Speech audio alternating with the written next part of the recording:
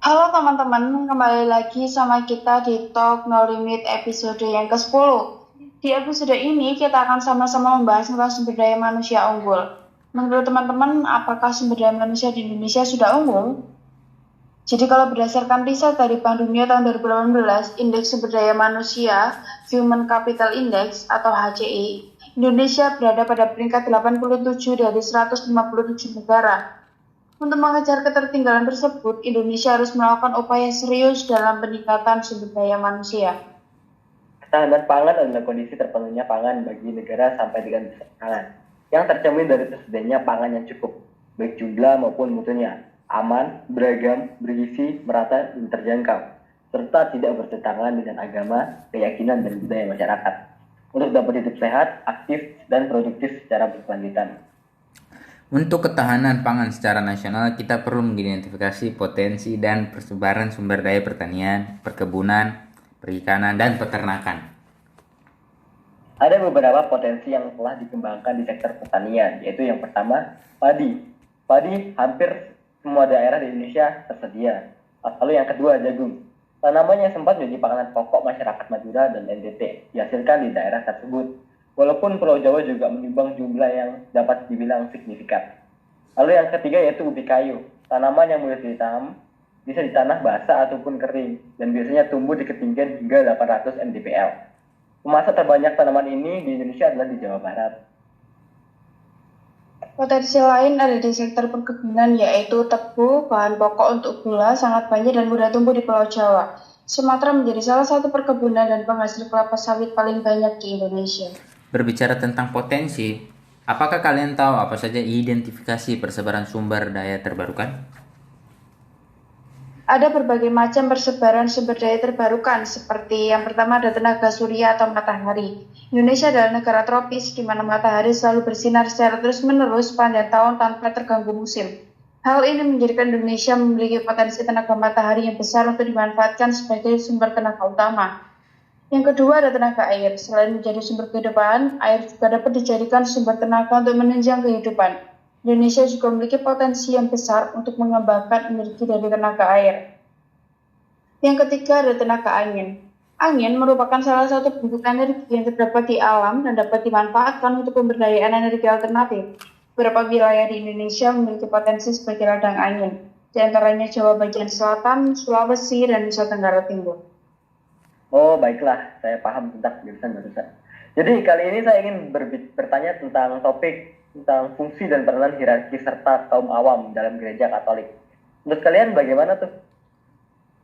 Jadi tugas orang-orang atau kaum awam dalam gereja Katolik ialah merasul di dunia mengalir dari persatuan mereka dengan Kristus, Sang Kepala Gereja.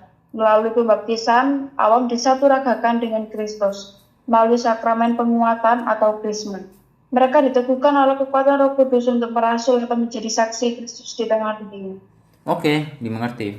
Sekarang ayo kita membahas sejarah. Menurut kalian, apa itu revolusi?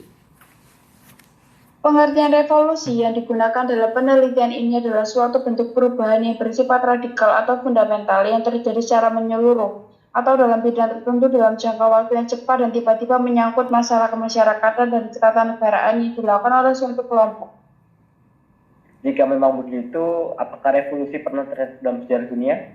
Jika ya, tolong bisa bantu jelaskan. Ada berbagai revolusi di dunia ini dan salah satunya ialah revolusi Amerika, merupakan pemberontakan kolonial yang terjadi mulai dari tahun 1765 hingga 1783. 13 koloni di Amerika memerdekakan dirinya dari Inggris Raya dan membantu negara Amerika Serikat setelah berhasil mengalahkan Inggris Raya pada Perang Revolusi Amerika. Revolusi Amerika menjadi salah satu titik penting dalam perkembangan demokrasi, republik, dan liberalisme, di mana Amerika Serikat menjadi salah satu republik yang menganut nilai-nilai demokrasi liberal pada sejarah modern. Gerakan kemerdekaan koloni-koloni Britania di Amerika berasal dari tuntutan akan representasi bagi mereka di parlemen Inggris dan penolakan terhadap upaya pemerintah Inggris untuk menarik pajak dengan diberlakukan Stamp Act pada tahun 1765. Protes terhadap Inggris terus-menerus terjadi dan berpuncak pada peristiwa Boston Tea Party pada tahun 1773. Seperti yang dikatakan di awal bahwa Indonesia masih berada peringkat 87 dari 157 negara, yang artinya masih rendah. Jadi masih banyak kemiskinan yang terjadi, apalagi di situasi seperti ini di masa pandemi. Banyak orang yang mengalami kegagalan dalam usaha. Semakin susah untuk mencari uang, namun kemiskinan mengalami penurunan pada September 2021. Sebesar 26,50 juta orang menurun menjadi 1,4 juta orang. Angka kemiskinan harus semakin menurun agar bisa menghasilkan sumber daya manusia yang unggul.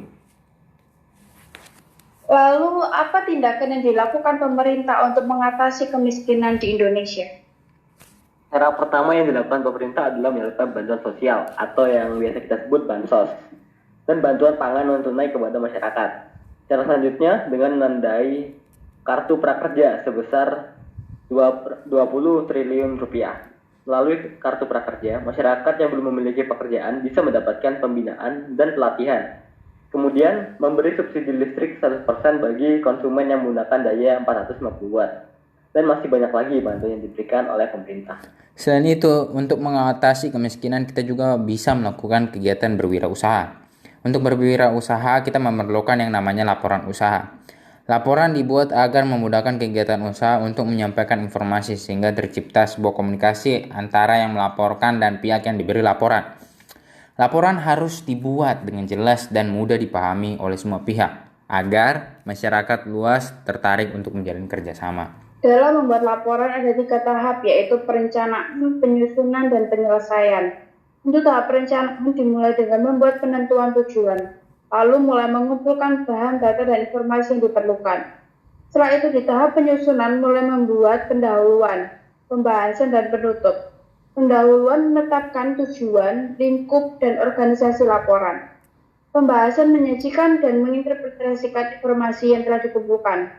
Penutup menyimpulkan butir-butir utama, mendiskusikan kesimpulan tersebut, dan memberikan rekomendasi. Penyelesaian laporan tahap akhir. Penyelesaian laporan diawali dengan produksi laporan sesuai media yang dipilih. Pada tahap ini, bagian lain dari laporan yaitu bagian awal dan bagian akhir dibuat. Bagian awal terdiri dari data sampul dan halaman judul, pengantar dan prakata, daftar isi dan daftar ilustrasi, serta ringkasan eksekutif. Bagian akhir terdiri di atas lampiran, bibliografi, glosarium, dan indeks. Baik teman-teman, itu tadi penjelasan beberapa materi dari kita. Semoga dapat membantu dan jangan lupa buat share video ini ke teman-teman kalian. Thank you.